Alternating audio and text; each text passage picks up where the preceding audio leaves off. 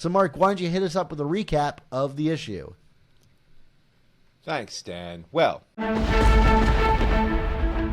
we open up real close on Norman Osborn's eyes. Osborn is studying the spear that has caused Peter Parker to go cuckoo, and after some exposition, we flash over to Kraven's eyes, who tells us that he no longer likes guns. Well, it's my God-given right to have one according to the Second Amendment, so F your feelings, Kraju. Anyway, skip over to some blood being spilled on the ground in Red Hook, and we see Hammerhead dropping names of all the big Marvel gangsters: Crime Master, Diamondback, Mr. Negative, and Black Mariah. I smell a gang war, people, and no amount of solicitations or New York Comic-Con panels is going to prepare us for what's coming next, right, Dan? Not at all.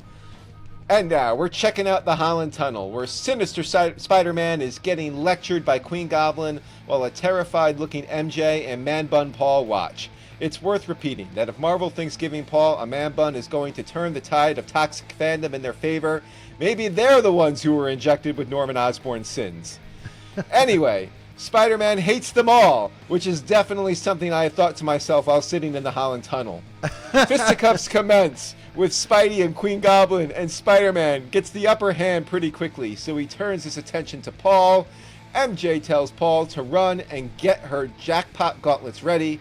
Peter starts talking trash to MJ and about her being taken from Paul, but before any ruthless aggression can be taken out, Queen Goblin re-enters the picture. She wants Norman's sin back, and if Peter won't hand them over, she'll tear them out of his throat, which I gotta say is a pretty good line. But naturally, that causes MJ to go all jackpot on the Queen, because no one is killing Peter today, at least not in an issue 35. And since Legacy Spider-Man sidekick Kamala Khan isn't in this issue, I guess no one is going to die in this issue, probably. Oh wait, while MJ and Queen Goblin fight, Peter is able to grab Paul by the leg and dangle him over the side of the tunnel. He tells Paul he doesn't belong here, and Paul's all like, I ain't arguing, why don't you attempt to kill me, so Mary Jane can save me, and demonstrate her love for me and how she loves me more than you, and then that would really drive the internet crazy.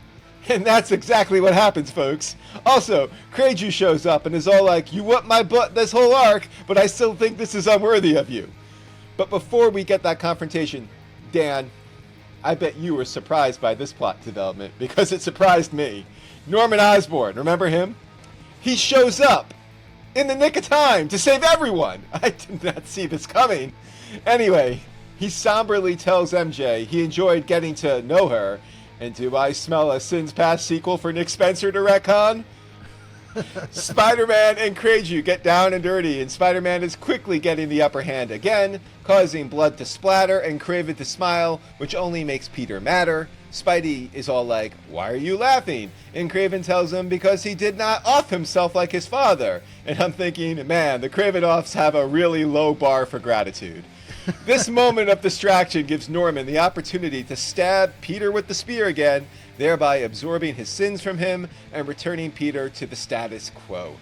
Peter falls into MJ's arms, begging for forgiveness, and who he really should be apologizing to is Man-Bun Paul here, but I also don't want to give Marvel any ideas for future comics.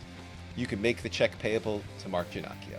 Days later, Randy Robertson is ranting against New York City, not having the resources to make infrastructure more resilient against supercrime. And what do you expect from an administration that also allocates resources for an embassy to Purgatory? What's next? Giving Galactus Staten Island as a form of appeasement?